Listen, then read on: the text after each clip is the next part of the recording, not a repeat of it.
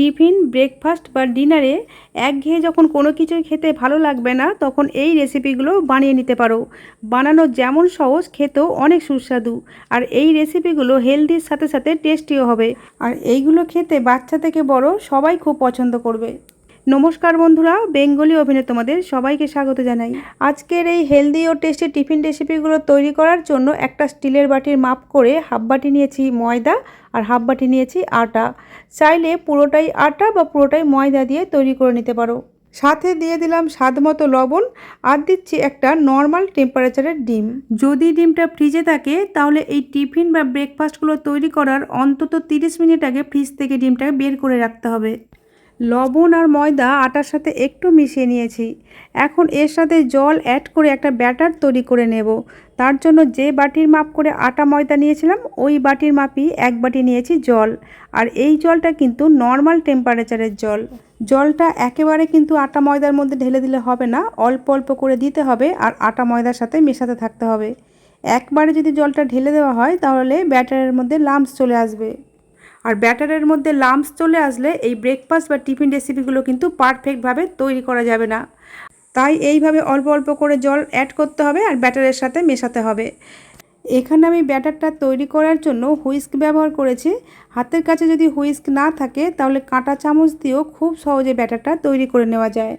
অল্প অল্প করে জল অ্যাড করতে করতে এখানে কিন্তু এক বাটি জলই আমি ব্যবহার করে ফেলেছি। হাফ বাটি আটা আর হাফ বাটি ময়দার জন্য ওই বাটিটার মাপি এক বাটি জল আর একটা ডিম লেগেছে। এখানে আমি আর জল ব্যবহার করব না, ব্যাটারটা সাইডে রেখে দিলাম, পরে যদি প্রয়োজন হয় 2-1 টেবিল চামচ জল মিশিয়ে নেব।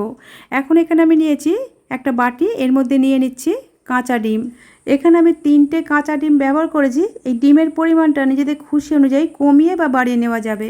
এখন এই ডিমের মধ্যে দিয়ে দিলাম স্বাদ মতো লবণ, দিচ্ছি চা চামচের 4 ভাগের 1 ভাগ গোলমরিচের গুঁড়ো আর দিলাম কিছুটা কুচানো পেঁয়াজ। সাথে দিচ্ছি কিছুটা কুচানো কাঁচা লঙ্কা, বাচ্চারা খেলে এই কাঁচা লঙ্কাটা বাদ দিয়ে দেবে। আর দিলাম কিছুটা পরিমাণে কুচানো কারি পাতা। হাতের কাছে ধনে পাতা থাকলে সেটাও দিতে পারো, আমি এখানে কারি পাতাটাই দিয়েছি। এখন সমস্ত উপকরণগুলো ডিমের সাথে খুব ভালোভাবে মিশিয়ে নিতে হবে। বন্ধুরা দেখো, ডিমের সাথে সমস্ত উপকরণগুলো ভালোভাবে মিশিয়ে নিয়েছি। এখন ডিমটাকে সাইডে রেখে দিলাম। এখানে নিয়েছি আমি কিছুটা পরিমাণে চিজ। এই চিজটাকে একটা গ্রেটারের সাহায্যে গ্রেট করে নিচ্ছি। বাচ্চাদের জন্য তৈরি করলে চিজটা কিন্তু অবশ্যই দেওয়ার চেষ্টা করবে যদি হাতের কাছে থাকে, কারণ বাচ্চারা চিজ দেওয়া খাবার খেতে খুব পছন্দ করে। সমস্ত প্রিপারেশানগুলো আগে থেকে করে রাখলে আমাদের এই টিফিন বা ব্রেকফাস্টগুলো বানাতে অনেক সুবিধা হবে, কারণ এই টিফিনগুলো বানাতে কিন্তু একদমই সময় লাগে না। তাই এই প্রিপারেশানগুলো আগে থেকে করে রাখলে এই টিফিন বা ব্রেকফাস্টগুলো ঝটপট তৈরি হয়ে যাবে। তবে এই চিজটা কিন্তু অপশনাল, হাতের কাছে না থাকলে নাও দিতে পারো। এদিকে দেখো বন্ধুরা, যে ব্যাটারটা আগে থেকে তৈরি করে রেখে দিয়েছিলাম, ব্যাটারটা একটু ঘন বলেই মনে হচ্ছে, তাই আমি এর মধ্যে আরও 2 টেবিল চামচ জল অ্যাড করে দিলাম। জলটাকে ব্যাটারের সাথে ভালোভাবে মিশিয়ে নিচ্ছি। এখানে 1 বাটি আটা ময়দার জন্য 1 বাটি প্লাস 2 টেবিল চামচ জল আর একটা ডিম লেগেছে। ডিমের সাইজ অনুযায়ী জলের পরিমাণটা 2-1 টেবিল চামচ জল কম বেশি লাগতে পারে। তবে এখানে 2-1 টেবিল চামচ জল কম বা বেশি হলে এই রেসিপিগুলো বানাতে কিন্তু কোনো সমস্যা হবে না। ব্যাটারের কনসিস্টেন্সিটা একটু পাতলা করলে সিটগুলো একটু পাতলা তৈরি হবে, আর একটু ঘন করলে সিটগুলো একটু মোটা তৈরি হবে। তোমরা যেমন খেতে পছন্দ করো সেই মতো বুঝেই ব্যাটারটা তৈরি করে নেবে। এখন আমি তোমাদের দেখিয়ে দিচ্ছি ব্যাটারের কনসিস্টেন্সিটা ঠিক কেমন হয়েছিল। এই যে হাতার পিছন দিক দিয়ে দাগ টানলে দাগটা কিন্তু সহজে মিশে যাচ্ছে না। এখন সিটগুলো বানিয়ে নেব, তার জন্য ওভেনে একটা ফ্রাই প্যান বসিয়ে দিয়ে এর মধ্যে কিছুটা তেল গ্রিস করে দিয়েছি। আর এই তেলটা শুধু প্রথমবারই প্যানের মধ্যে ব্রাশ করতে হবে, এরপর থেকে কিন্তু আর তেল ব্রাশ করার দরকার নেই, সিটগুলো এমনিই তৈরি হয়ে যাবে। প্যানটাকে খুব বেশি গরম করার দরকার নেই। যখন প্যানটা মাঝারি গরম হবে তখন তৈরি করা ব্যাটারটা হাতার সাহায্যে নিচ থেকে খুব ভালোভাবে মিশিয়ে নিয়ে এক হাতা ব্যাটার এর মধ্যে দিয়ে দিলাম আর হাতার পিছন দিক দিয়ে এইভাবে পাতলা করে একটু ছড়িয়ে দিলাম। আর ফ্লেমটাকে এখন রাখতে হবে লো টু মিডিয়ামে। ব্যাটারটা প্যানে দেবার কয়েক সেকেন্ডের মধ্যেই দেখা যাবে যে রুটির ওপরের অংশটা ড্রাই হয়ে এসেছে।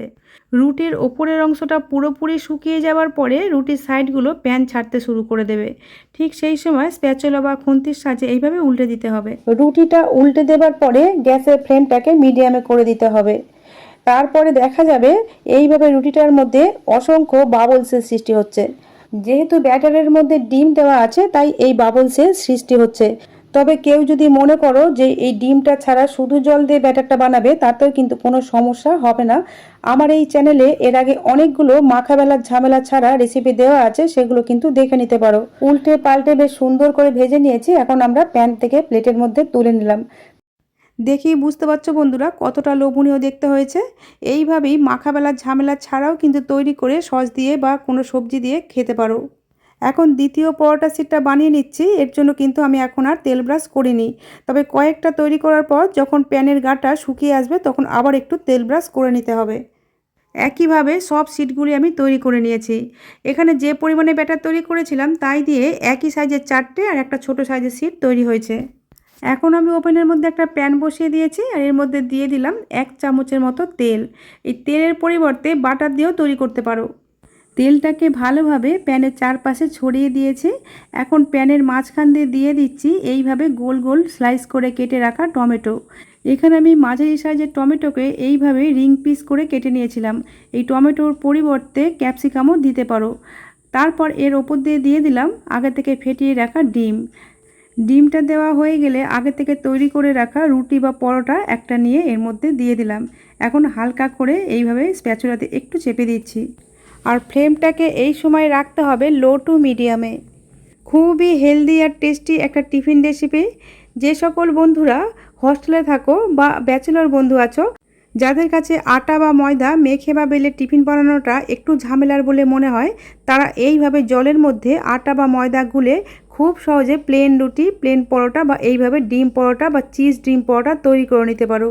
আর এই রেসিপিগুলো সকালের ব্রেকফাস্ট বা টিফিনে, দুপুরের লাঞ্চ বক্সে বা টিফিন বক্সে, অথবা রাতের ডিনারের জন্য কিন্তু একটা পারফেক্ট রেসিপি।